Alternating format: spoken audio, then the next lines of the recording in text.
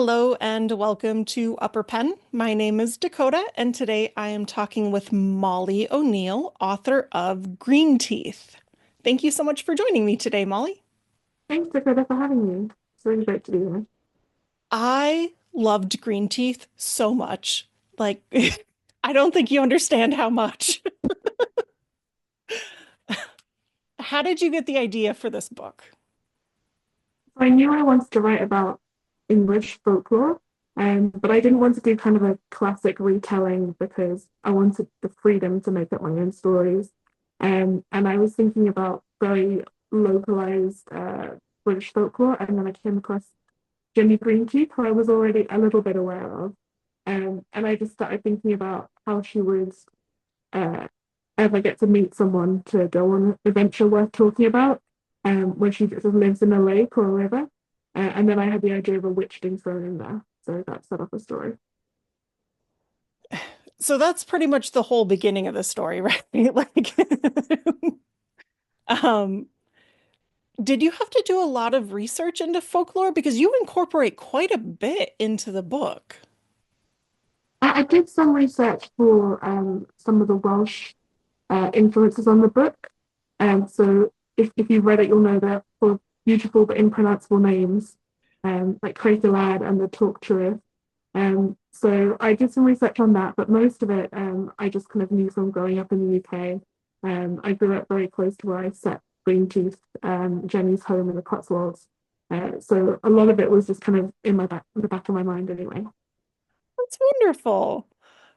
Like I didn't realize you grew up in England, or in Britain, or whatever you want to call it.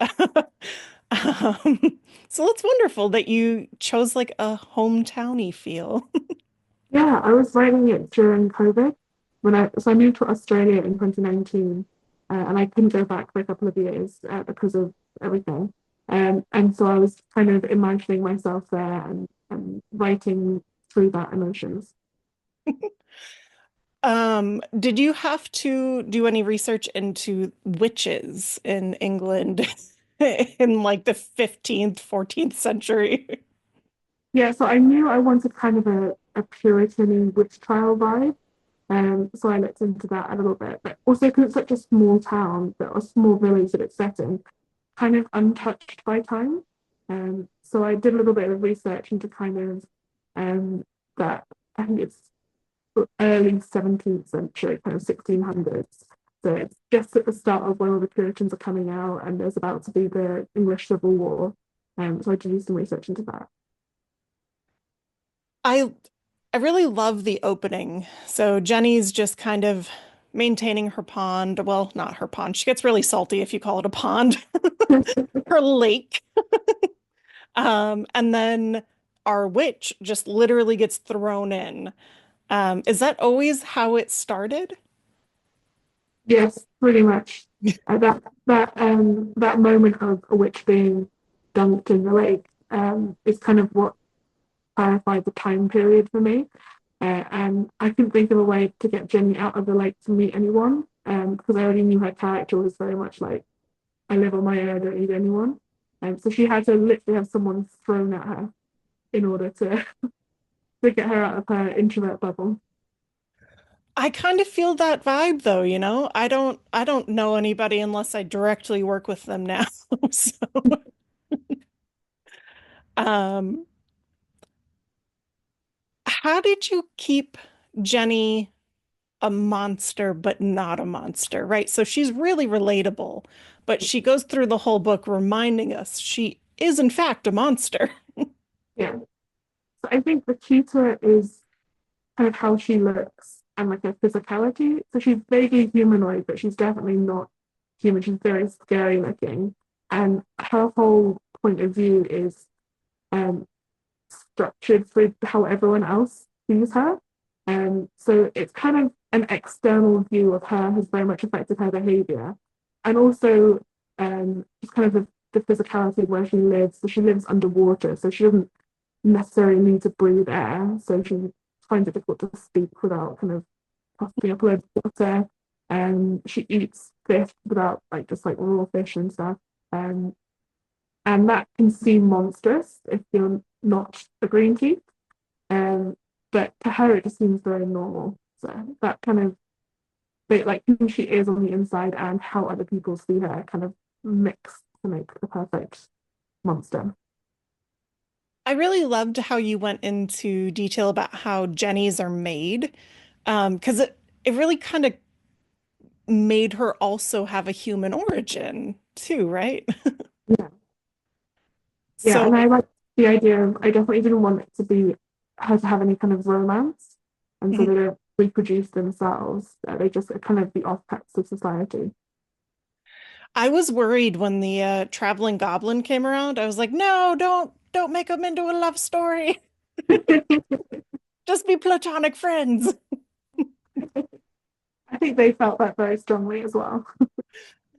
Their banter is so wonderful though, and I was like, oh yeah, this is like every guy friend I've ever had, you know? Yeah. Um, so the book starts off on one tone. It's really funny. Jenny is trying to get used to this witch in her home. You know, how do I not scare her to death every time she looks at me? And then it shifts by the end. Did you like, how did you come up with the shift? Like, how did that happen? Did it just happen when you were writing? It kind of just happened while I was writing because I wrote the first 15 chapters in like a month. Like I just absolutely shot through it. And then I kind of slowed down and unpicked it a little bit. And I knew I wanted there to be some serious stakes. So I wanted to be cozy, but also a little bit epic as well.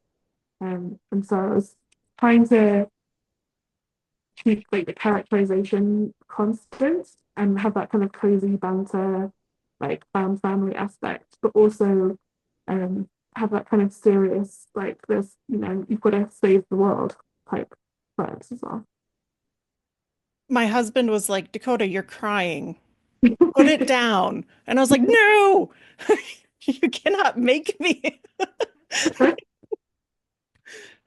I love that. I love crying at books. Like, I really love it when like you're just moved by that so much. So I'm incredibly flattered to be making people cry. I love that that's pretty much most authors' response to like emotion during book is, oh my God, I love that I made you cry. Um, so this book is a little bit different than a lot of fantasy that's on the market right now. Was it difficult to pitch?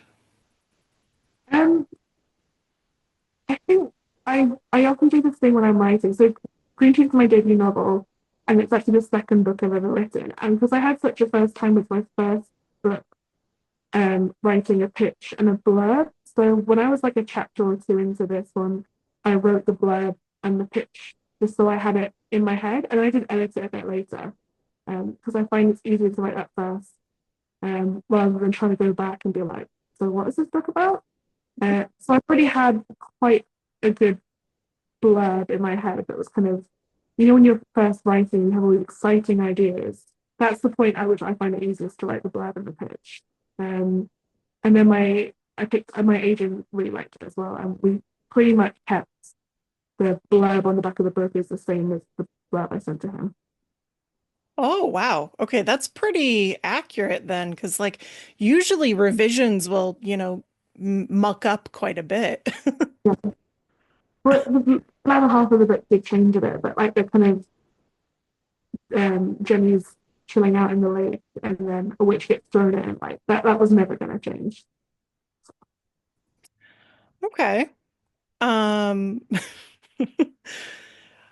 the main bad guy of the story, is the creature that inhabits the pasture like a real folklore creature? Yeah, the Owl King. So he is a figure who I think originally comes from like the steppes and then kind of pops up in German folklore, the Earl König. And I think I'd come across him once or twice, and I just love the name.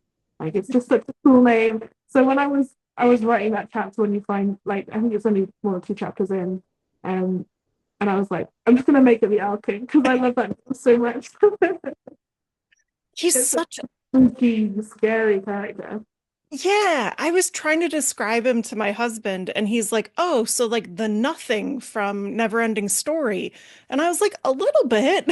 I mean, that all-consuming, like, I don't know, it's so scary. It kind of a void, but with a face. Yes, yes. And the preacher on his own was pretty horrifying to me at the beginning. Before you know who he is, I was like, "Oh, a preacher coming into a town with a woman who is smart. This is going Mm, to end well." yeah. Um, was that always going to be the bad guy, or how did you see the like main struggle of the book? I, I I originally had it as just the preacher, and then I realized pretty quickly that Jenny could just eat him and the problem would be solved. Like it wasn't a difficult enough problem to stretch a book over. So I decided to make, and then I wanted to get a bit more epic and have like a real stretch to the fabric of reality. And then also have a reason to go off and meet all the other mythical characters that meet in the book. So when she first like climbs the Abbey wall to peek in at the preacher, um, I was just like Mission Impossible theme in my head, and then she just lets go to drop. How did you keep these kind of funny moments going in like such a weird, scary situation? I was just like laughing to myself when I was typing it. I was like making myself laugh, and that's like the most important thing. Because this was way before I had an agent or any idea it would be published. So I was like, this is just a book I'm writing for myself. Um, and I was just having a great time with it. Do you try and keep it funny when you're writing? Yeah, I think I try and entertain myself. Um, and I love laughing at books out loud. Like I love, I'm often like giggling on the train at a book. So it's really entertained. Um, so with Jenny Greenteeth, we also meet a wonderful traveling goblin, um, whose name is Brack, right? But So I love that his name is about water, like brackish water. Tell us a little bit about Brack. for breakfast, so there's a place in Australia called Bacchus Marsh. And I saw that and I was like, oh, that's just the perfect name for a character. But then I was like, it's too Greek. Like, I think it will confuse matters. It's pretty like Greek Bacchus. So I just made it Brachus instead. And he was not supposed to be in the story for very long. He was just supposed to turn up, like, help out briefly and then go away and we never see him again. But he was just so much fun to write. And I love writing him bickering with Jenny. And it definitely was like the relationship I have with my brother, like friendships I have with other men, like it just like kind of like constantly taking the piss out of each other. So I feel like you got a real Hobbit vibe with him. mm, Um, Especially he's so proud of his waistcoat, and then his buttons are coming off periodically. yeah, the idea that he turned up like beautifully dressed, full of like beautifully sewn on buttons, his waistcoat is just obsessed with like looking neat and fancy. And then just over the course of the story, he gets more and more decrepit as he's dragged through increasingly like mucky situations. It does get pretty mucky there for a little bit. Um, so one of the things that surprised me the most, I suppose, about the book is that you included the High Fae. Um, like they actually go meet the High Fae King quite a few times. Was that, did you always want that in there, or was it just kind of like thematically it had to happen? It suited a narrative purpose. I was a bit nervous because um kind of the romantasy world at the moment is very focused on like the high fae.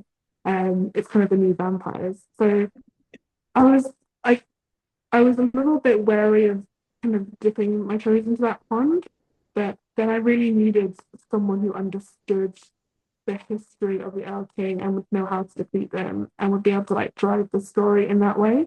But I also didn't want it to be kind of a romance between them, and I wanted to, being quite a anti-monarchist person, I wanted Jenny to say all the things like, "Well, I didn't vote for them," and like, "Why are they in charge?" So I kind of snuck that in as well. She is quite blunt with them. Mm, So they go on an epic quest into the book. I don't want to spoil too much, so we're not going to talk about the second or third part of the quest, but the first part, they have to wrestle a man boar. Um, what's that about? I, Catching this wild boar is like a one of the tasks of like Welsh folklore.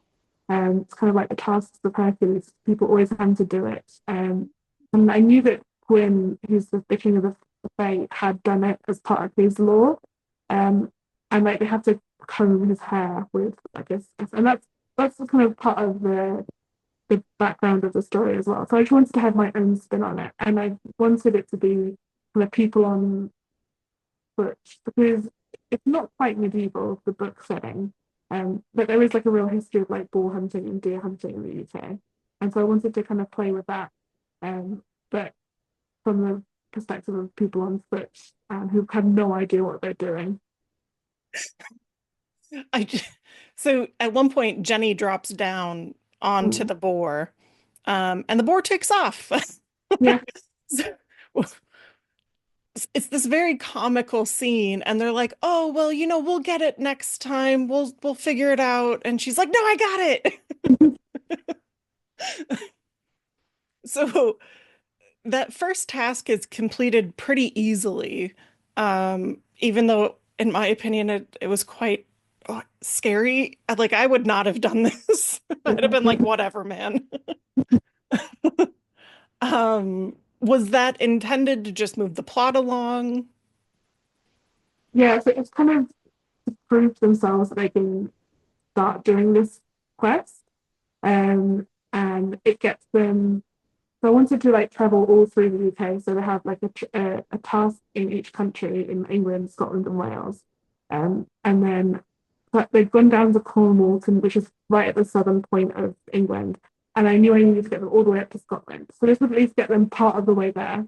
And then they do take some magical shortcuts at various points. So I was like, well, I'll do the English quest in Cheddar Gorge, which is where they hunt this boar, which is an area I knew really well. Um, so uh, that's kind of why I put that in there. There's an actual gorge called Cheddar. Yeah. So Cheddar cheese is named after this village in Somerset called Cheddar, and they like age the cheese in the caves in the gorge. And you just want to throw in lots of quaint English names for stuff. I think that's beautiful because the book feels so like set in this area and very much like it feels like you're drawing on a lot of British folklore, and why wouldn't you draw on British history too and like location? So it's perfect. I'm a geologist by trade, so I spent a lot of time studying and going around and looking at all these different places. Um, so I was really pulling on that kind of. It's basically a trip of all of my places I studied. What kind of geology do you do? I do engineering, so like construction, rails, roads, that sort of stuff. Wow. Okay. So you know a lot about like the environment and the impact building has. And um, did you kind of pull on that knowledge when you were deciding like part of the reason they're doing this is they're noticing there's less and less magical creatures. Is that kind of like an influence? Interesting. I hadn't thought about that. Um, I kind of I like the kind of sadness of the fading of an era. It's one of the things I like about Lord of the Rings is kind of Yeah. the elves passing and like magic fading from the world. So I thought that was a really interesting, if sad thing to write about. But you're probably right. It definitely has gone in there. It's kind of the magic fading out of our world too, and things changing. And yeah, you're right. It's easy to like not notice where some of these things come from because I'm assuming you're familiar at least with the idea of like ecosystems being eradicated with these kinds of construction projects. So, um, did you ever want to structure the book in any other way besides just a straight linear path? Um, I think that was pretty much how I always wanted to structure it. In the first draft, there was only going to be one quest. So after they caught the boar, they were going to go back to Tripping Appleby and fight the Elk King there. And then I was just having so much fun writing. I was like, well, I'll do a few more quests. And then I was like, well, three's a good number. I'll do three. Okay. Um, how, are you working on any other books right now? Yeah, so I'm working on my next book, which is coming out in early next year, hopefully. Title's still in discussion, but that's set in Roman Britain and kind of the invasion of the Romans. And then I'm also working on a couple of other things as well. Okay, so Molly O'Neill, I will put you on my Google Bing list. Um, so you already had a agent you mentioned. When did you decide to get an agent and like really invest the money and time into doing that? So I got the agent when I wrote Greenteeth after I wrote it. Um, I think I didn't really invest any money at the time. I always just wanted to know. So I thought, well, I like writing anyway. Like I said, this is the second book I wrote. Um, so the first one I just kind of started querying just to see what would happen. I obviously really wanted something to happen, but I didn't feel like this must happen. I tried to just have it something going on in the background whilst I kept writing. So I think I probably queried 18 agents for my first book and didn't get anything other than form rejections, which is, fine. That happens to everyone. And then I think probably about 30 for Greenteeth. And then my agent wrote me back straight away. I was like, send me more, please. I feel like everybody's got to go through the rejection phase, Yeah. but this book feels like such a perfect idea, right? Like it's very feminist, it's very family oriented, environmentally oriented. So I can't imagine anybody would be like, nah.